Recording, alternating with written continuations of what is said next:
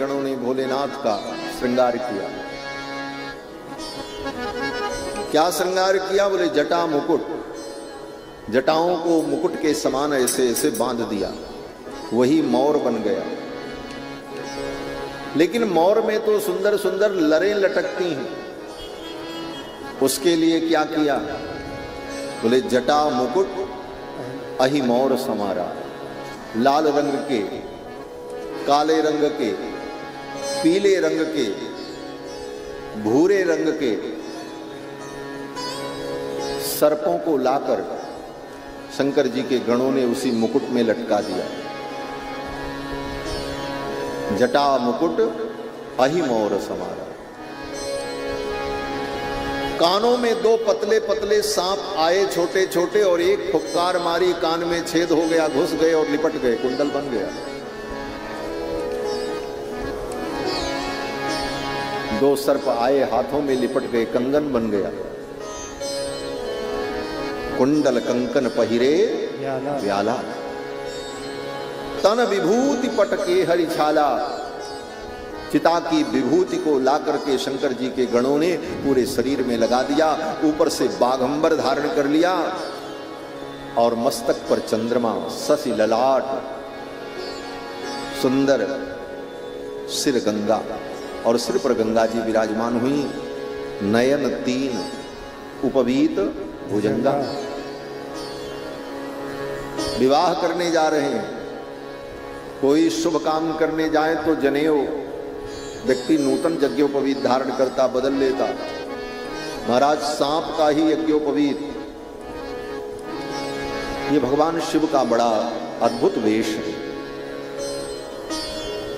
यद्यपि ये वेश बड़ा भयानक है, अशिव वेश, नाम शिव है लेकिन वेश अशिव है, अशिव वेश।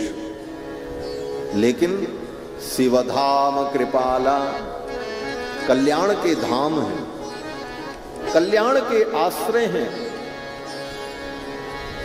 और भगवान शंकर ब्याह करने जा रहे हैं।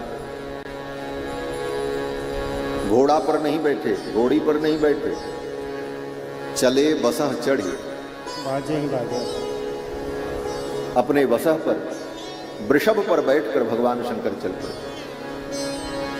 इसका तात्पर्य क्या है? और इसका तात्पर्य यह है कि भगवान शंकर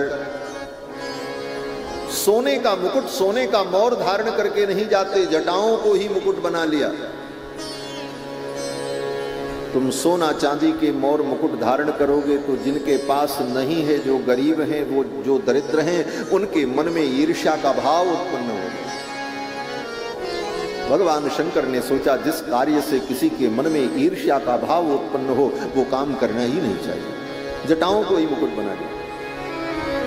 उस मुकुट में सर्पों को पिरो लिया। सर्प क्या है? बोले काल है। काल ब्याल मुख ग्रास, सर्प काल का प्रतीक है। सांप आ जाए तो लोग कहते महाराज काल है तो इसे मार डालो। और भगवान शंकर ने उस काल को, सर्प को अपने सिर पर लपेट लिया मुकुट में। क्या संकेत है? बोले भगवान शंकर विवाह करने जा रहे हैं और काल को सिर पर रख कर जा रहे हैं। अर्थात विवाह करने जाओ, गृहस्थ जीवन में प्रवेश करो, लेकिन ये भी ध्यान रखो कि काल तुम्हारे सिर पर है। काल से तुम बच नहीं सकते, काल का स्मरण करते रहो। काल सदा सिर पर डोले, काल सबके सिर पर। काल को मत भूलो। जो लोग काल को भूल जाते हैं वे लोग अधर्म, अपचार और मनमुखी आचरण में प्रवृत्त हो जाते।